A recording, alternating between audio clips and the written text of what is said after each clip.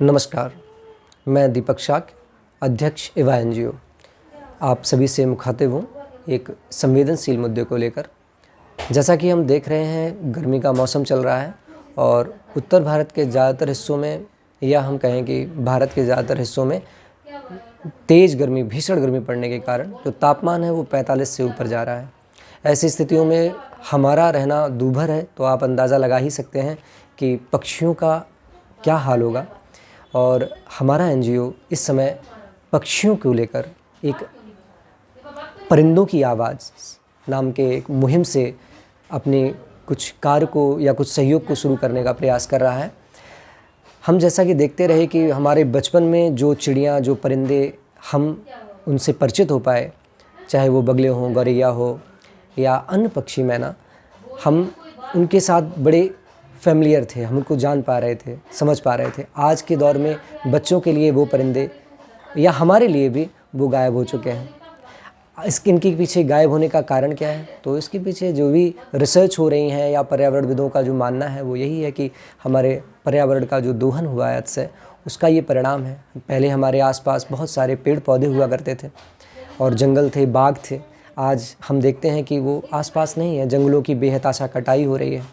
तो जो उनका पारंपरिक घर था पक्षियों का, या कहें कि उनका जो स्वाभाविक रहने का स्थान था पेड़, वो उनके जीवन से जा चुके हैं।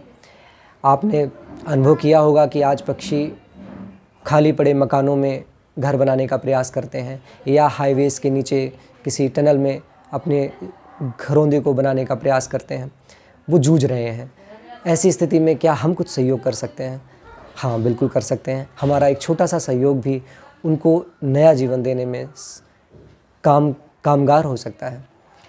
उसी के तहत इवा एनजीओ एक परिंदे की आवाज़ नामक जो मुहिम है, उसके तहत एक छोटा सा प्रयास हम कर रहे हैं, जिसके तहत हम परिंदों को अपने क्षेत्रीय स्थानों में जितना हो सके पानी और कुछ हद तक दाना उन्हें प्रोवाइड करने का हम प्रयास करेंगे। पानी इसलिए क्योंकि आप जैसा कि समझते हैं कि जब भीषण गर्मी पड़ती है तो जो सामान्य जलाशय होते हैं, जो स्थान होते हैं जहाँ पर पानी मिलने की संभावना होती है, वो सूख जाते हैं और पानी की जो मांग है वो भी पक्षियों के लिए बढ़ जाती है। पक्षी जो है वो साइंटिफिकली आप समझते हैं वो एक कोल्ड ब्लडेड एनिमल के फैमिली से बिलोंग करते हैं। इसका मतलब आप समझिए साधारण भाषा में कि उन्हें अपने तापमान को मैनेज करने के लिए बाहरी रूप से निर्भर होना पड़ता है। हमारा शरीर स्वेटिंग करके पसीना के साथ तापमान को नियंत्रित कर सकता है, लेकिन पक्षियों के साथ ऐसा नहीं है। वे अपने शरीर को या बाहरी तापमान के साथ लड़ने के लिए, अगर उन्हें लड़ना है तो उन्हें बाहरी सोर्स माने कि पानी पर निर्भर रहना पड़ता है। अब उनके लिए पानी जब बहुत दुष्कर हो जाता है, उन्हें मिलना बहुत मुश्किल हो जाता है, तो ऐसी स्थिति में हम अगर उन्हें पानी प्रोवाइड कर सकें तो ये एक बहुत ही अच्छी कोशिश हो सकती है। उसके लिए हमने एक प्रयास किया, जिसके तहत हम ये एक पॉट हमने तैयार करवाया है। अपने स्थानीय प्रजापति जी, जिनका आप परिचय अन्य वीडियो में ज़रूर पाएंगे, उनसे हमने इस पॉट को तैयार करवाया। देखने में ये आपको थोड़ा मोटा लग रहा होगा। हाँ, ये थोड़ा मोटा बनाया गया, जिसका मूल कारण ये है कि पानी जब इसमें रहेगा तो वो ज़्यादा देर तक स्वाभाविक रूप से ठंडा रह सकता है। हम इसकी जगह अन्य प्लास्टिक के पॉट भी इस्तेमाल कर सकते थे, लेकिन आप समझ सकते हैं कि जो क्षमता मिट्टी के बर्तन में पानी को ठंडा रखने की है वो प्लास्टिक या अन्य किसी बर्तन में नहीं है। हम तो सलाह देंगे कि आप घरों में पानी के लिए घड़ों का प्रयोग करिए। तो हम अपने मुद्दे पर आते हैं कि हमने ये पॉट तैयार कराया, इसमें हम पानी को स्टोर कर सकते हैं और पक्षियों के लिए रख सकते हैं। थोड़ा सा मजबूत भी है ताकि ये आसानी से इसे नुकसान ना पहुंचाया जा सके। हमने इसमें 3 तरफ छेद किए हुए हैं, जैसा कि आप देख पा रहे हो शायद। ये 3 हमने इसमें छेद किए हुए हैं। इन छेद के साथ हम एक मेटल की रोप या हम कह सकते हैं तार के सहारे से इसको टांग भी सकते हैं, या किसी एक ऐसे स्थान पे जहाँ पे इसे गिरने का खतरा ना हो, हम रख भी सकते हैं। आप चाहें तो अपनी छतों पर भी इस तरह के पॉट, आप ज़रूरत नहीं है कि आप ऐसा ही बनवाएं। आप चाहें तो अपने यहाँ पुराने पड़े मटके को तोड़कर उसको भी रख सकते हैं, या मार्केट में बहुत सारी चीज़ें आजकल अवेलेबल हैं। आप प्रयास कर सकते हैं और हमारी इस मुहिम से जुड़ सकते हैं। हम इसमें पानी रखना चाहते हैं। हाँ, एक प्रयास और हमने किया। दाना को लेकर हम पक्षियों को थोड़ा दाना प्रोवाइड करें। हालांकि वैसे पक्षियों को दाने की आवश्यकता नहीं है, पर इतनी गर्मी में हम जहां उन्हें पानी प्रोवाइड करें, अगर वहां हम थोड़ा उन्हें दाना भी प्रोवाइड कर सकेंगे तो उन्हें गर्मी में भूख के कारण दूर भागना या गर्मी सहन नहीं करनी पड़ेगी, इधर उधर नहीं जाना पड़ेगा।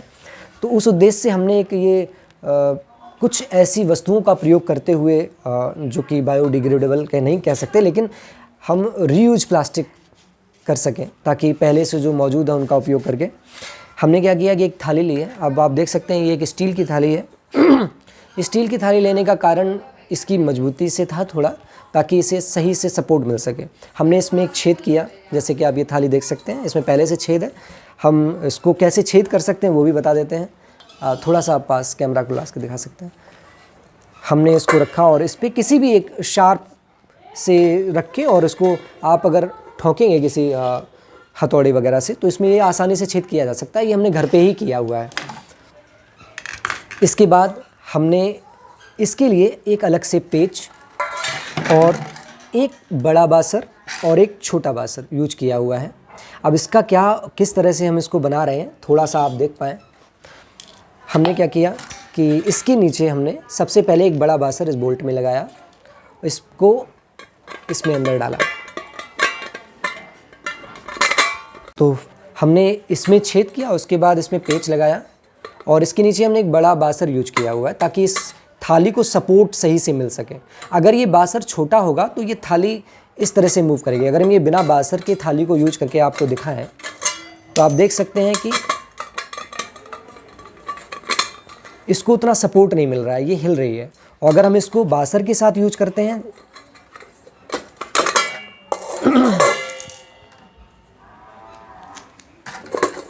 जब इस बड़े बासर के साथ इसको यूज कर रहे हैं तो इसमें एक सपोर्ट आप देख पा रहे हैं, ठीक है। इसके बाद हमने एक प्लास्टिक की बोतल ढक्कन ली। ये बोतल है ऐसी का एक ढक्कन, जिसको हमने छोटा सा इसमें एक छेद किया, जो कि इस पेच के सहारे से डाला जा सके। इसमें छेद करके हमने इसको इसमें फिट कर दिया। इसके बाद ये छोटा बासर इसके अंदर लगाया और इसके लिए एक ये छोटा सा बोल्ट, बस हमने इसको कस दिया। अब कुछ नहीं करना है, आपका ये दाने के लिए बनाया हुआ एक छोटा सा पॉट तैयार है।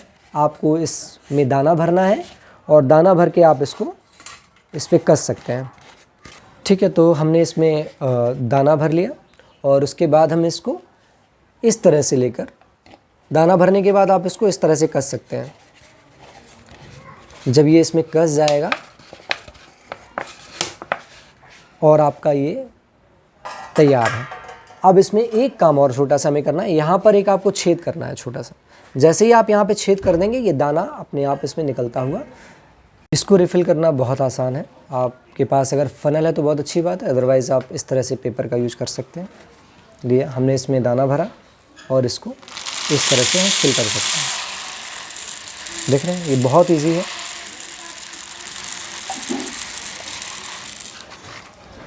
जैसा कि मैंने आपको बताया, हमने इसमें एक छोटा सा छेद किया हुआ है, देख सकते हैं आप। आप छेद उतना ही छोटा करिए जिससे दाना निकल सके, ठीक है। अब इसके बाद हम क्या करेंगे, इसको ऊपर से इसको कस देंगे और आपका ये इंस्ट्रूमेंट रेडी है। अब यहाँ से लगातार दाना गिरना चालू हो जाएगा, देख सकते हैं आप। पक्षी खाते रहेंगे और ये गिरता रहेगा। जैसे ही खाली होगा, यहाँ चोंच मारकर वो निकाल सकते हैं और आप देख सकते हैं ये निकल सकता है आराम से, ठीक। इस प्रकार से आप ये दोनों चीज़ें बना सकते हैं। और आप आज के परिवेश में, इस भौतिकता के दौर में और पर्यावरण संरक्षण से संबंधित पक्षियों के संरक्षण के लिए एक अपने स्तर पर कोई प्रयास कर सकते हैं। आप चाहें तो हमारी मुहिम से जुड़ सकते हैं। हमारे फेसबुक, व्हाट्सएप और इंस्टाग्राम, यूट्यूब पर आप चाहें तो हमारे साथ अपनी वीडियोस शेयर कर सकते हैं और हमारी इस मुहिम के साथ जुड़कर इसे सफल बनाने का प्रयास कर सकते हैं। क्या पता आपके प्रयास से कल कोई चहचहाती हुई चिड़िया आपके आंगन में आवाज़ कर रही हो। तो इस प्रकार से आप हमारी मुहिम से जो इवा एनजीओ के माध्यम से चलाई जा रही है परिंदों की आवाज़ से जुड़ सकते हैं। यूट्यूब के माध्यम से आप हमें अपनी राय दे सकते हैं, कमेंट करके हमें कोई सुझाव दे सकते हैं, हमें इसका इंतज़ार रहेगा। आप हमारे चैनल को फॉलो कीजिए, सब्सक्राइब कीजिए, लाइक कीजिए और बेल आइकन को दबाइए। धन्यवाद।